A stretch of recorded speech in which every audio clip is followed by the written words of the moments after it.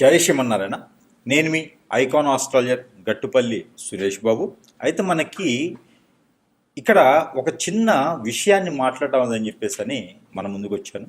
అయితే ముఖ్యంగా ఈ రోజుల్లో ప్రతి ఒక్కరు కూడా ఏమి చేయాలో అర్థం కాకుండా సమస్యలు కొని తెచ్చుకుంటూ ఎప్పుడు ఏ సందర్భంలో ఏ నిర్ణయం తీసుకోవాలో కూడా అర్థం కాని పరిస్థితులు ఉంది. ఒకప్పుడు మనకి ఉమ్మడి కుటుంబంగా ఉండేటువంటి జీవితాలు ఈ రోజున జీవన శైలి ప్రకారంగా, ఈ ఆర్థిక సంవత్సరాల ప్రకారంగా, ఒడిదుడుకుల ప్రకారంగా చిన్న చిన్న ఫ్యామిలీలు అయిపోవటం, ఎక్కడైతే మనకు వనరులు ఉన్నాయో అక్కడే పరిగెత్తుకుంటూ వెళ్ళిపోవటం, చిన్న చిన్న గదుల్లో ఉండిపోవటం లాంటివి జరుగుతూ ఉన్నాయి. దీనివలన మన బిజీ లైఫ్లో పిల్లల్ని పట్టించుకొని అటువంటి సందర్భంలో ఉన్నాయి ఈ రోజున.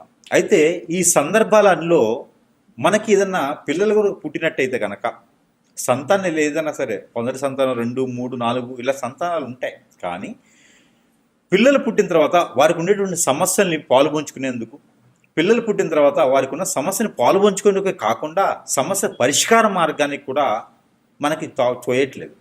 దానితో పాటు ఏదైనా దోషాలు ఉంటే వాటికి హరించడానికి, పటాపంచ చేయడానికి ఏమవుతుంది, ఎక్కడుంటుంది, ఏం చేయాలి అనేదానికి కూడా చాలా మందిలో కూడా ఈ యొక్క సందేహాలు ఉన్నాయి. కానీ దానికి కొంతమేర మనం చూసినట్లయితే కనుక రాసుల ప్రకారంగా పిల్లలు ఎలా ఉంటారు, వారి అవలక్షణాలు, వారి చెడు వ్యసనాలకి బానిస అవ్వకుండా పరిహారాలు, ఇది చూసుకున్నట్టయితే కనుక ద్వాదశ రాశుల్లో ఒకటి మిథున రాశి. ఈ మిథున రాశిలో జన్మించేటువంటి పిల్లలు వారు స్త్రీ కావచ్చు, పురుషులు కావచ్చు. ఈ యొక్క మిథున రాశిలో జన్మించినటువంటి స్త్రీ పురుషులకు ఎవరైతే ఉన్నారో వారు పిల్లల్లోనూ కొంతమేర వారికి మొదటిగా ఏంటంటే, ఈ యొక్క మిథున రాశిలో జన్మించేటువంటి పిల్లలకి మొదటిగా వారికి వచ్చే లక్షణం ఏంటంటే పెద్దవాళ్ళని ఏడిపించడం, ఎక్కువగా ఏడిపించడం. తల్లి స్పర్శ కావాలి, తండ్రి స్పర్శ కావాలి, మన స్పర్శ కావాలి అని బాధపడుతూ ఉంటారు. వీరు నైట్ పుట్టారనుకోండి పొగలు ఏడుస్తారు, పొగలు పుట్టారంటే నైట్ ఏడుస్తూ ఉంటారు. ఇది పిల్లల్లోని వారు అదే ఒక పుట్టేటువంటి జన్మ అలానే ఉంటుంది. తర్వాత వారు జన్మించిన తర్వాత ఆహార విషయాలు, వీరికి ఏది పడితే అది తినరు. చాలా విషయం ఉంటుంది వారి దగ్గర. వారు త్వరగా ఏది తినరు.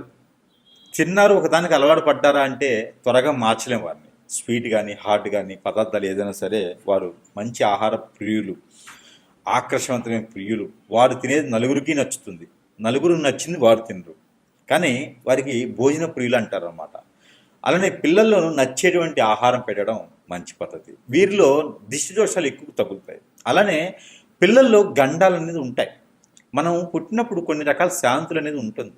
అలాగే వీరికి పుట్టినప్పుడు వృషభ రాశి కాబట్టి, మిథున రాశి కాబట్టి ఈ మిథున రాశి వారికి ఖచ్చితంగా దోషాలు ఉంటాయి. అవి ఏంటంటే కనుక మిథున రాశిలో జన్మించిన వారికి కాలసర్ప దోషం, నాగదోషం ఖచ్చితంగా ఉంటుంది. వీటితో పాటు శని భగవానుడు 4వ స్థానంలో ఉన్నాడా, 8వ స్థానంలో ఉన్నాడా, 6వ స్థానంలో ఉన్నాడా చూసుకుంటే ఆయుష్ కూడా కొంత తగ్గుతుంది.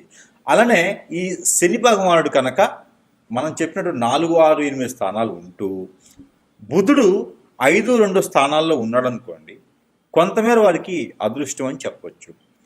స్థలాల పరంగా, రియల్ ఎస్టేట్ పరంగా అలాంటి వాటిల్లో ఉమ్మడి ఆస్తులు రావడం లాంటివి బాగుంటుంది.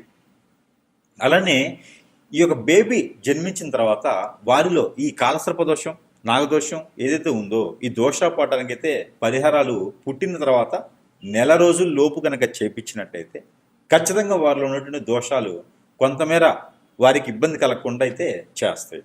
అలానే వదిలేసాం మూర్ఖకంగా మొండిగా వదిలేసి ఏం కాదు అలాంటిది అనుకుంటే పిల్లల్లో ఎదుగుదల అనేది ఉండదు. నరదిష్టి ప్రభావితం ఎక్కువ ఉంటుంది. వారికి ఇంకోటి కూడా ఉన్నది. ఈ యొక్క మిథున రాశిలో పుట్టినటువంటి పిల్లలకి ఎక్కువగా బయట వారు ఎవరైనా అట్రాక్ట్గా ఉంటారు. వీళ్ళు చూడటానికి చాలా అందంగాను, అట్రాక్ట్గాను, నవ్వుతూను, మలకరిస్తూ, మాట్లాడుతూ 10 మాటలకు ఒక మాటే సమానం చెబుతూ నెమ్మదిగాను ఆలోచింపజేసుకునే విధంగాను ఉంటారు. కాబట్టి వీరిలో ఈ మంచి అవలక్షణాలు ఉన్నాయి కాబట్టి శత్రు భయం కూడా ఎక్కువ ఉంటుంది. వీరి మీద త్వరగా హిప్నటిజం, బ్లాక్ మ్యాజిక్ లాంటిది వీరికి త్వరగా అవుతుంది. కాబట్టి ఎవరైనా చేయించే ప్రయత్నం చేయొచ్చు. బిడ్డలు మీకు పుడితే ఇష్టపడని వారు, శత్రువులు ఎవరైనా ఉంటే వారు ఏదైనా ప్రయోగం కూడా చేయొచ్చు. అందుకనే మీ బేబీ వాడినటువంటి వస్తువులు, బట్టలు, తినేవి ఎవరికి షేర్ చేయకండి.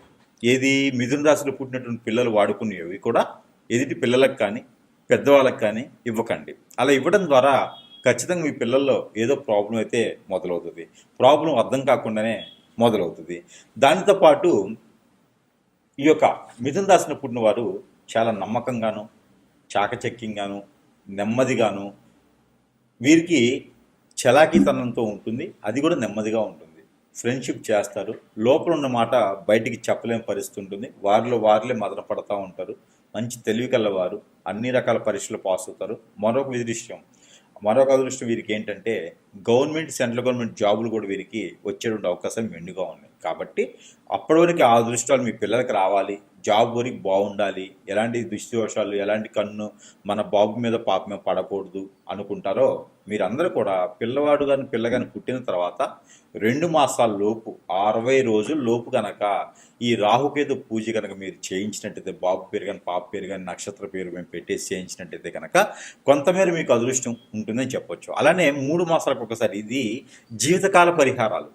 3 మాసాలకు ఒకసారి మీ బాబుకి కానీ పాపకు కానీ పేరు మీద, నక్షత్ర పేరు మీద శివాలయంలో కానీ నాగపడిగల దగ్గర కానీ అభిషేకం చేయించాలి. ఇదైతే ఖచ్చితంగా మీరు పాటించాలి. అలానే వీరికి గండాలు కూడా కనిపిస్తున్నాయి. ఎలాంటి గండాలు అంటే పుట్టినప్పుడు ఏదైతే ఉందో ఈ శాంతి హోమాలు కావచ్చు, దానాలు కావచ్చు చేయలేదనుకోండి మీకు గండాలుగా అవి ఏర్పడతాయి. మీ పెద్దలు ఇచ్చినటువంటి దీవెల్ని మీరు పొందకపోతే కూడా అవి గండాలుగా ఏర్పడతాయి. ఇలాంటి గండాలు వచ్చినటువంటి మిథున రాశి వారు ఎవరైనా పిల్లల్లో ఉంటే వారిలో సరిగా అన్నం తినకపోవటం, నేలబాటుదనం, ఏడవటము, గుర్తు లేకపోవటం, మతిమరుపు, ఎక్కడికో తిరిగేసి రావటం, ఎవరో చెడు సావాసం పట్టడం, చిన్న వయసులోనే ఇలాంటివి ఉంటాయి అన్నమాట. అవన్నీ మనకి దరిచేరకుండా ఉండాలి అనుకుంటే కనుక ఖచ్చితంగా కాలసర్పదోషం, కుజుదోషానికి, రాహుకేతు దోషంకి మీకు ఖచ్చితంగా ఎక్కడైనా రాహుకేతు పూజ చేయించాలి, నవగ్రహాలు శాంతి చేయించాలి. అలానే కుజుడికి కందులు దానం ఇవ్వాలి, ఉలవలు దానం ఇవ్వాలి, 1 కిలో దానం ఇచ్చేయాలి. ఇది 3 మాసాలకు ఒకసారి అయితే ఖచ్చితంగా చేయాలి. ఇలాంటి చేయడం ద్వారా మన పిల్లల్లో ఇబ్బంది లేకుండా ఉంటుంది. అందులోనూ మిథున రాశిలో పుట్టినటువంటి వారికి ఆలోచన తరం బాగుంటుంది కాబట్టి గోల్డ్, సిల్వర్ లాంటి షాప్స్ కానీ బిజినెసెస్ కానీ పెట్టుకోవచ్చు.